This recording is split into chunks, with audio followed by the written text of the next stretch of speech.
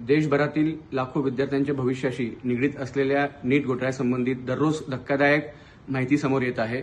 लातूर येथील मुख्य संशयित आरोपी पी.व्ही. कुलकर्णी अर्थात प्रल्हाद कुलकर्णी हे ज्यावेळेस यांनी दयानंद कॉलेज लातूर येथून निवृत्ती घेतली त्यानंतर साधारण 4 ते 5 महिने ते आरसीसीचे जे मोटेगावकर सर आहेत त्यांच्या इथं नोकरीला होते। याबद्दलची माहिती आम्हाला मिळाली आज। याबद्दलची कुठलीच चर्चा नव्हती, याबद्दलची कुठलीच माहिती माध्यमांसमोर नव्हती किंवा केंद्रीय अन्वेषण विभाग सीबीआयकडे याबद्दलची माहिती नव्हती। तरी ह्या अँगलने चौकशी करावी ही मी आपल्या माध्यमातून विनंती करतो।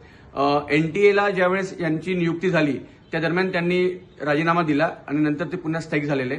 हा फक्त एका पेपर किंवा पेपर लीक संबंधित नाहीये।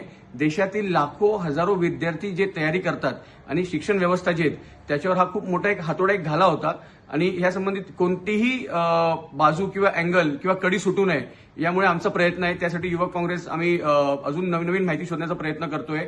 तरी ही आमच्याकडची खात्रीशीर माहिती जी आहेत याबद्दल सरकारने म्हणजे सीबीआयने अर्थात याच्यावर या अँगलने चौकशी करावी आणि बरेच याच्यातले अँगल्स समोर येतील। ज्या पद्धतीने लातूरमधील कुलकर्णी आणि पुण्यातील त्या मॅडम बायोवाल्या तर ह्या दोघांचाही संपर्क कॉन्टॅक्ट निघालेला आहे। याच पद्धतीने कुलकर्णी आणि मोटेगावकर सर यांचं नेक्सेस काय आहे हे समोर येणं खूप आवश्यक आहे।